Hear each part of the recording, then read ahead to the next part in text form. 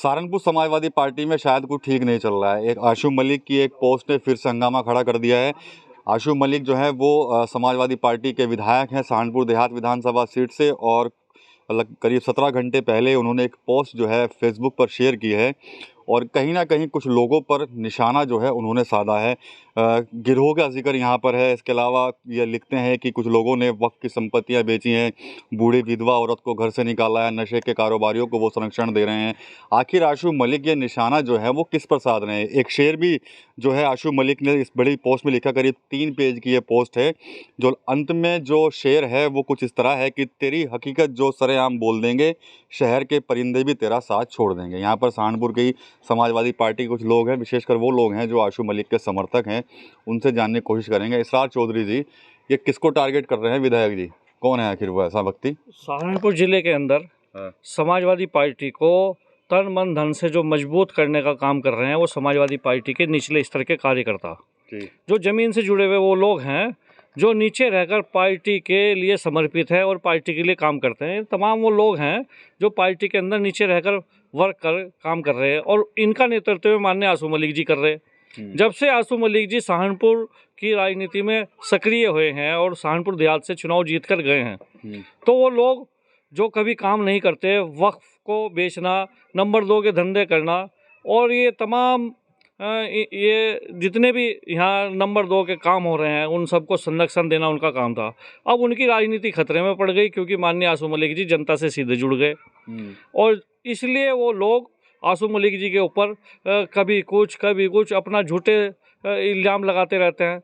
इसलिए जनता में आक्रोश है। जनता जो है इन लोगों को घर से बाहर भी निकलने नहीं देगी। ये फेसबुक ही साधन क्यों चुन रखा है नेताओं ने आजकल? कभी कोई कुछ लिखता है, मान लिया आशू मलिक भी लिख रहे हैं, कुछ लोग और भी आशू मलिक के खिलाफ भी लिख रहे हैं। ये क्या चल रहा है? बिरादरीवाद भी चल रहा है पूरा सहारनपुर में। ये फेसबुक पे सिर्फ वो लोग हैं जो जिनके पास 4 आदमी नहीं है। आप इधर देखिए, इधर जरा कैमरा घुमाइए, ये सब आशू मलिक जी के सिर्फ एक गली के लोग हैं जो चाहने वाले। आशू मलिक जी के चाहने वाले लाखों की तादाद में हैं और आपने देखा भी होगा जब भी कोई कार्यक्रम होता है तो आशू मलिक जी सहारनपुर के अंदर कर रहे हैं, बाकी और कोई करता ही नहीं कार्यक्रम। समाजवादी पार्टी के जितने भी कार्यक्रम चल रहे हैं आशू मलिक जी के नेतृत्व में चल रहे हैं। रार तो बता रहे हैं उस दिन शुरू हो गई जब झंडा कुछ लोगों ने फहरा दिया वहाँ पर पार्टी दफ्तर पर। झंडे का 9 बजे का समय था, 2-3 मिनट का समय हो जाता है, 9:04 पे इन लोगों ने जो है झंडारोहण कर दिया। इन्होंने जानबूझकर ताकि पार्टी बदनाम हो जाए और पार्टी को बदनाम करने की नीयत से इन्होंने ये काम किया है। इसरार प्रमुख को भी धमकी दी गई है बता रहे, वो तो कहने के विधायक ने धमकी दी है फोन करके। मैं कहने लग जाऊँ मुझे किसी ने धमकी दी, कोई एविडेंस है, कोई सबूत है? बिना बात के झूठ अपना कहना अपने आप को जो है मशहूर करने के लिए ये सब ड्रामे हैं, परपंच है। इसरार चौधरी तो डरते नहीं है, तो क्या नाम बताएंगे इसरार चौधरी के विधायक जी ने किन्हें टारगेट किया है? ये जितने भी लोग हैं सब उन लोगों को टारगेट है। मैं एक का नाम इसलिए नहीं लेता जो वक्फ चोर हैं। गिरोह की बात करें, कौन है वो गिरोह के लोग? गिरोह तो पूरे सहारनपुर में सब जानते हैं, आप भी और मैं भी, आपको भी मालूम है, मुझे भी मालूम है, तो सबको मालूम है। वो लोग जिन्होंने एक बूढ़ी विधवा के मकान पे कब्जा करके अपना मकान कब्जा करके मकान बना लिया, वो लोग जो वक्फ की संपत्ति बेच रहे, वो लोग जो यहाँ खनन कारोबार में इकबाल वाले के साथ लिप्त हैं, वो लोग जो यहाँ चोरी डकैती वालों को संरक्षण देते हैं, तो पूरे सहारनपुर जिले में सबको मालूम है और यही वजह है कि आज तक जो है बेचारे कुछ नहीं बन पाए।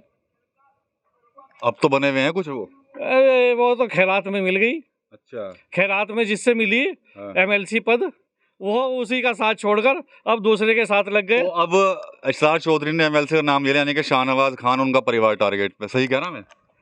आप इसे ऐसे भी कह सकते हैं। खैरात में मिली हुई जकात को ये लोग जो है ये समझ रहे हैं कि हमें बहुत कुछ मिल गया, लेकिन ऐसा तो नहीं है।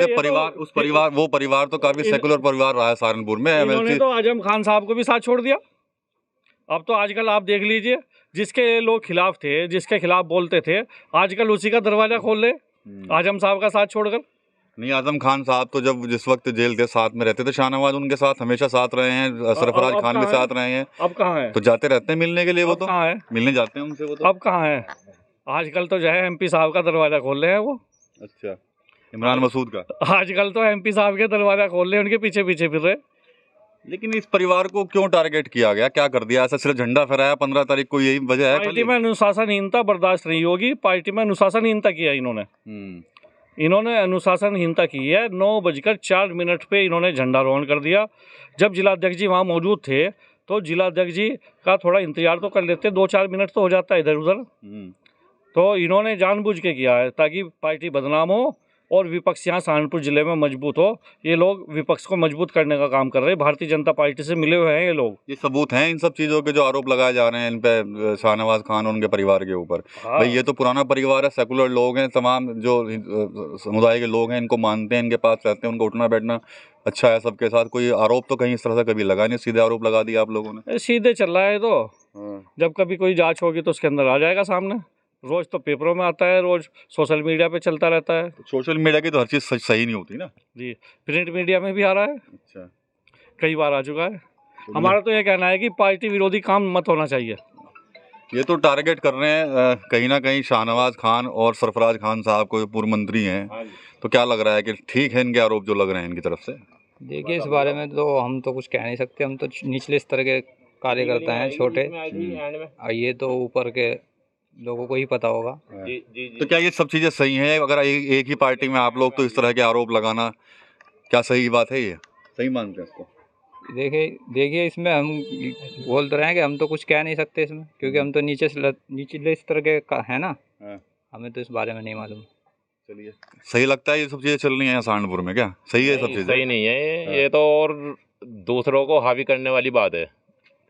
अब वो कह रहे हैं कि शायद आशू मलिक हावी होना चाहते हैं पूरे सिस्टम पे सहारनपुर समाजवादी तो पार्टी देखो, गठबंधन की सरकार है, मिलजुल के ही काम करना पड़ेगा और मिलजुल के ही करना चाहिए जो बात है। ये तो अगर कोई भी अगर एक तरफा बात करेगा तो वो गलत है।